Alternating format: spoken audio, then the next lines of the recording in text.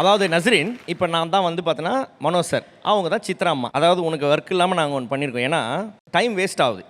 ஓகேவா? Next time நீ வந்து பாடி முடிச்சதுக்கப்புறம் வந்து பார்த்தீங்கன்னா நஸ்ரீன் நல்லா பாடினம்மா. Thank you sir. நஸ்ரீன், அந்த சின்ன நோட்டு மட்டும் நெக்ஸ்ட் டைம் அந்த பிரெத் வந்து கரெக்டாக கண்ட்ரோல் பண்ணிக்கணும். தேங்க்யூ சித்ராம்மா.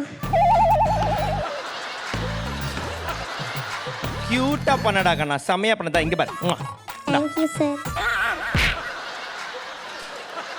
நஸ்ரீன் வந்து பேசும்போது நிறைய டைம் வேஸ்ட் ஆகுது அப்படின்ற ஒரு காரணத்தினால நாங்களே நஸ்ரீன் பேசுகிறத எல்லாத்தையும் ரெக்கார்ட் பண்ணி வச்சுக்கிட்டு நிகழ்ச்சியில் ப்ளே பண்ணி முடிச்சிடலாம் அப்படின்னு நாங்கள் முடிவு பண்ணியிருக்கோம்.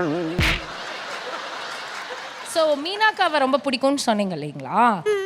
உங்களோட பெர்ஃபார்மன்ஸை நீங்கள் மீனாக்காக்கு சொல்லி கொடுக்கக்கூடாது? மீனா ப்ளீஸ்.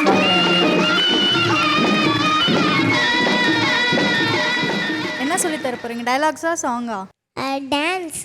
டான்ஸா? ஃபர்ஸ்ட் வந்து இஸ்ஹாய் இப்படி பண்ணணும்.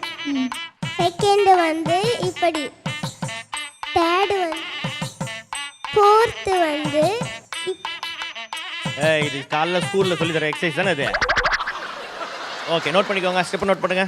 ஆடலுடன் பாடலை கேட்டு ரசிப்பதிலே தான் சுகம் சுகம் சுகம்.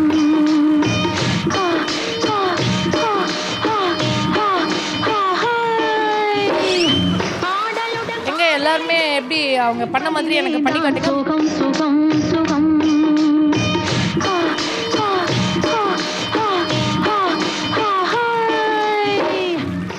இதுவே நீங்க பண்ணணும்னா எப்படி பண்ணிருப்பீங்க மக்காவா? போடுமா, பாட்டு போடுமா. ஆடலுடன் பாடலை கேட்டு ரசிப்பதிலே தான் சுகம் சுகம் சுகம்.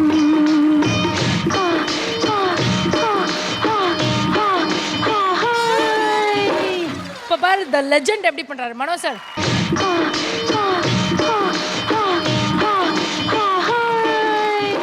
இப்போ எங்களோட இன்னொரு லெஜெண்ட் எப்படி பண்றாங்க பாருங்க. சித்ராம்மா இறக்கி விடுங்க. ஆடலுடன் பாடலை கேட்டு ரசிப்பதிலே தான் சுகம் சுகம் சுகம்.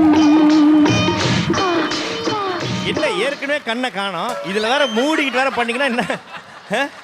பில்லா, நம்மளோட இந்த ரூபத்தை எல்லாரும் பார்த்துட்டு இருக்காங்க. ரொம்ப பிடிச்சிருக்கு இந்த ரூபம்.